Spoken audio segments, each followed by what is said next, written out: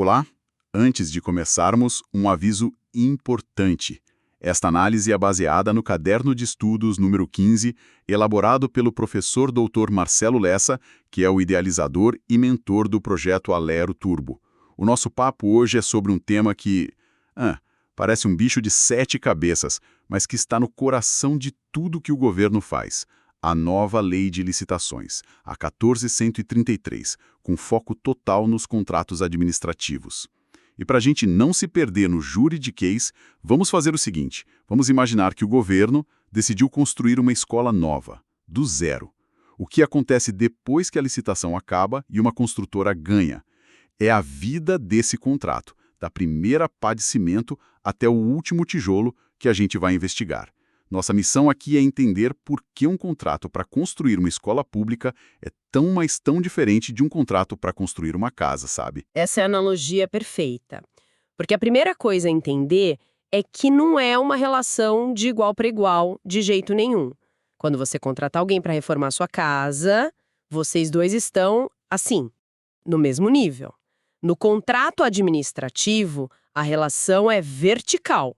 De um lado é a empresa, do outro o Estado, que representa todo mundo, toda a sociedade. E o interesse da sociedade, o famoso interesse público, sempre vai pesar mais. Essa é a chave de ouro que abre todas as outras portas que a gente vai discutir hoje. Certo, então a balança já começa pendendo para o lado do governo. E como isso aparece na prática? O material do professor Lessa fala muito em formalismo. Isso quer dizer que não rola aquele acordo de boca no fio do bigode? Exatamente. Acordo de boca não existe no mundo público. A regra é, o que não está escrito e publicado oficialmente não tem valor. Todo contrato precisa ser um documento formal, assinado e hoje publicado lá no Portal Nacional de Contratações Públicas, o PNCP. É a transparência, né? Garantindo que todo mundo saiba o que foi contratado, por quanto e de quem. Mas sempre tem uma exceção, né? Quer dizer, se a diretora dessa nossa escola imaginária precisar comprar, sei lá, um giz especial de emergência que custa R$50, ela vai precisar fazer um contrato formal, publicar no portal e tudo mais? Aí você tocou no ponto que as bancas, especialmente a FGV, adoram. Existe uma única exceção para o contrato verbal. As pequenas compras de pronto pagamento. O nome já diz tudo, né? Comprou, pagou na hora. E a lei coloca um teto muito claro para isso, que precisa estar na ponta da língua, até R$10.000. Se a despesa for de R$10.001, a falta do contrato escrito já torna tudo nulo. 10 mil. Anotado. Então, para o giz de R$50, tudo bem. Para comprar os computadores da escola, nem pensar. Isso. Outro ponto que o material menciona é uma tal de pessoalidade. E usa uma expressão em latim, intuitu personae. Parece complicado, mas isso significa que a construtora que ganhou a licitação não pode simplesmente passar a obra da escola para outra empresa tocar. É exatamente isso, em termos bem simples. O governo escolheu aquela empresa específica por um motivo. Pela qualificação dela, pelo preço, pela capacidade técnica. Então a regra é que é ela quem tem que executar o contrato. A subcontratação, que é passar parte do serviço para outra, até pode acontecer, mas é muito, muito restrita. E como funciona essa restrição? Precisa estar prevista no edital e só pode ser para partes secundárias da obra, nunca objeto principal. Você não pode contratar uma empresa para construir a escola e ela subcontratar outra para fazer a fundação e erguer as paredes, entende? Entendi, ok. Então o contrato é formal, é pessoal, mas a parte que realmente me chamou a atenção no material foi a das cláusulas exorbitantes. O nome já soa poderoso, quase intimidador. O que ele quer dizer? O nome é perfeito porque descreve exatamente o que são. Cláusulas que exorbitam, que extrapolam o que seria normal e legal num contrato comum entre particulares. São poderes que a administração pública tem que, se estivessem num contrato entre duas empresas privadas, seriam considerados abusivos e ilegais. Elas são a materialização daquela supremacia do interesse público que a gente falou lá no comecinho. E que superpoderes são esses? Me dá um exemplo de como eles poderiam aparecer na obra da nossa escola. Bom, um dos principais é o de alteração unilateral. Imagine que com a obra da escola já pela metade, a prefeitura percebe que o bairro cresceu muito e que a escola vai precisar de mais 2 salas de aula e uma quadra coberta, coisas que não estavam no projeto original. Num contrato privado, a construtora poderia simplesmente dizer: não, obrigado, não foi isso que combinamos. No contrato administrativo, não. Ela é obrigada a aceitar a mudança. Peraí, mas isso parece perigoso. Qual o limite disso? O governo pode decidir transformar a escola num estádio de futebol no meio da obra e a empresa tem que aceitar? Não, claro que não. E aqui está outro ponto crucial para provas. A lei impõe limites matemáticos bem claros para essa mudança. Para acréscimos ou para diminuições no contrato, o limite geral é de 25% do valor inicial do contrato. 25%? Isso. E o pulo do gato, a armadilha clássica da FGV, está na exceção. Para reformas de edifícios ou equipamentos, o limite para acréscimos, e só para acréscimos, atenção, pode chegar a 50%. Ah, então a banca vai tentar aplicar os 50% numa obra nova, como a nossa escola, ou numa supressão. Exatamente. Vão dizer que a prefeitura aumentou o contrato da escola, que é uma obra nova, em 40%. Errado. Para obra nova, o teto é 25%. E para suprimir, para tirar partes do contrato, o teto é sempre 25%. Ok, esse poder de alterar o contrato já é enorme. Mas tem uma lista que soa ainda mais drástico. Ocupação provisória. Isso aqui parece. O governo pode literalmente tomar os tratores e o material de construção da empresa. É exatamente o que parece, mas calma. É uma medida extrema para situações extremas. Digamos que a construtora da nossa escola, no meio da obra, vai à falência e abandona o canteiro. Deixa tudo lá. Cimento, tijolos, maquinário. A comunidade não pode ficar sem a escola, certo? Nesse caso, para garantir a continuidade do serviço público, a administração pode ocupar provisoriamente tudo que está lá para dar sequência à obra. É um poder impressionante que mostra o peso do interesse coletivo. Fica muito claro esse desequilíbrio de forças. Com tanto poder na mão da administração, o que garante que a construtora não seja, assim, esmagada? Qual a proteção que ela tem? A grande proteção dela se chama manutenção do equilíbrio econômico-financeiro. É um princípio fundamental. Ele diz o seguinte: a relação entre o que a empresa vai gastar e o que ela vai receber, aquela conta que foi definida lá na proposta da licitação, tem que ser mantida ao longo de todo o contrato. Se algum evento externo quebra essa balança, ela precisa ser reequilibrada. E como esse reequilíbrio acontece na prática? O material fala em 3 palavras que parecem a mesma coisa, mas não são: reajuste, repactuação e revisão. Qual a diferença? Fundamental entender essa diferença. Vamos usar a nossa escola de novo. O reajuste é o mais simples, é a correção anual pela inflação. O contrato já prevê um índice tipo IPCA. Passou um ano, o preço de tudo subiu, o valor do contrato é corrigido. É quase automático. Ok, esse é fácil. E a repactuação? A repactuação é mais específica.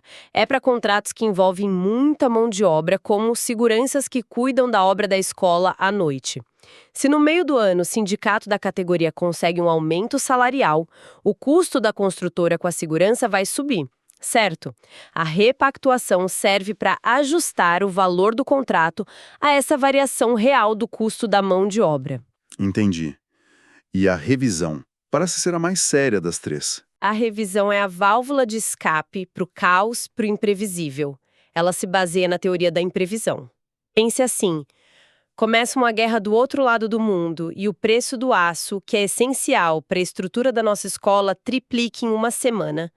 Isso não é inflação normal, não é custo de mão de obra.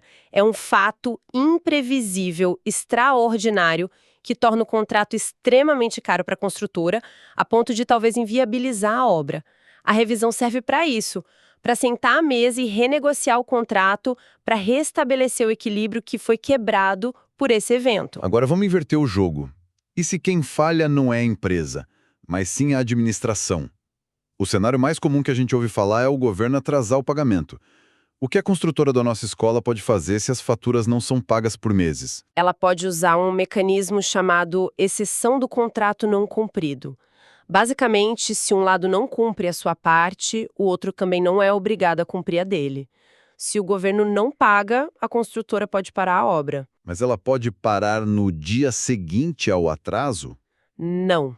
E aqui a nova lei trouxe uma mudança muito, mas muito importante, que com certeza vai ser cobrada.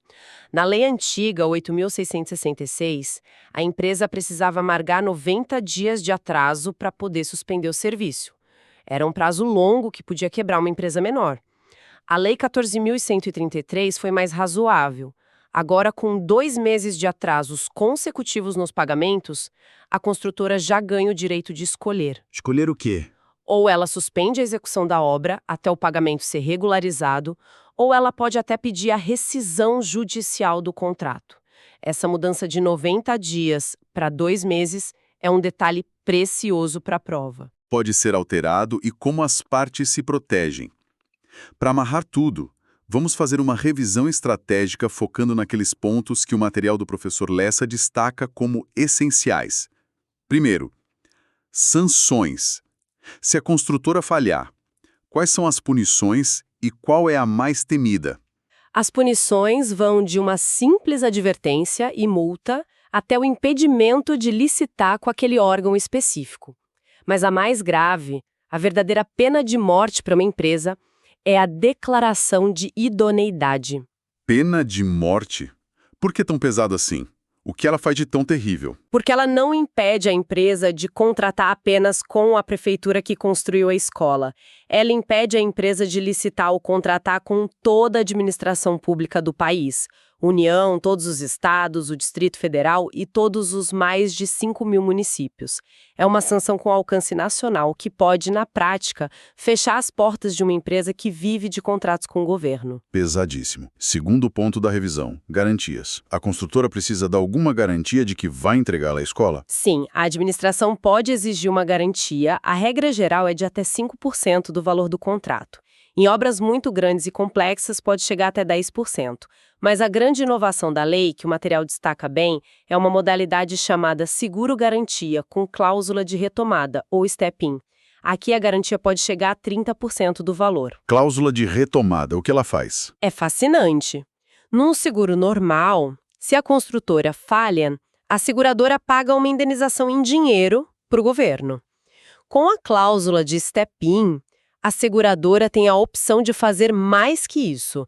Ela pode, literalmente, assumir o lugar da construtora. Como assim, assumir o lugar? Ela pode contratar outra empresa ou ela mesma terminar a obra.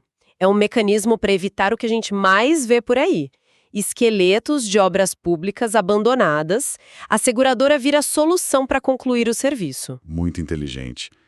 E o último ponto estratégico. A tal da matriz de riscos. Parece algo do mercado financeiro. O que é isso num contrato de obra? É uma ferramenta de previsibilidade. Funciona como um acordo de cavalheiros colocado no papel.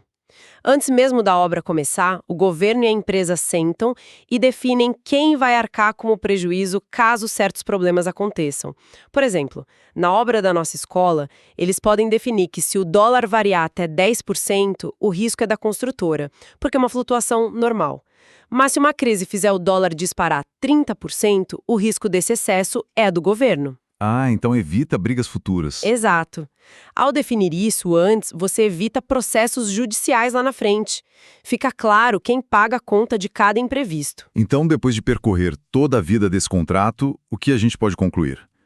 Fica claro que ele é um campo de batalha, uma tensão constante entre o poder imenso do Estado e a necessidade de proteger o particular que trabalha para ele. Exato. E o objetivo final de todas essas regras, desses percentuais, desses poderes, é um só: fazer com que o interesse público, a tal da escola pronta e funcionando, se concretize. Para quem estuda para um concurso, o mais importante não é só decorar os 25% ou os 2 meses, é entender a lógica por trás. Por que o Estado tem tanto poder? Para servir ao coletivo. Por que a empresa precisa de garantias? Para que ela tenha segurança para trabalhar para o Estado.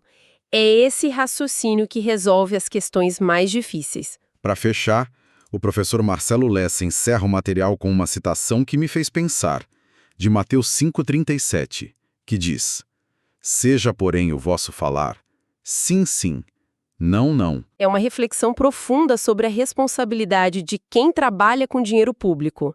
A função de um futuro analista na gestão de contratos é, no fundo, essa. É garantir que o sim do Estado, a promessa de pagar em dia, seja honrada. E garantir que o não do Estado, ao fiscalizar a obra da nossa escola e recusar uma parede torta ou um material de baixa qualidade, seja dito com firmeza e justiça. É zelar para que o combinado no papel se transforme em um benefício real para a população. É um pensamento para levar não só para a prova, mas para a carreira inteira.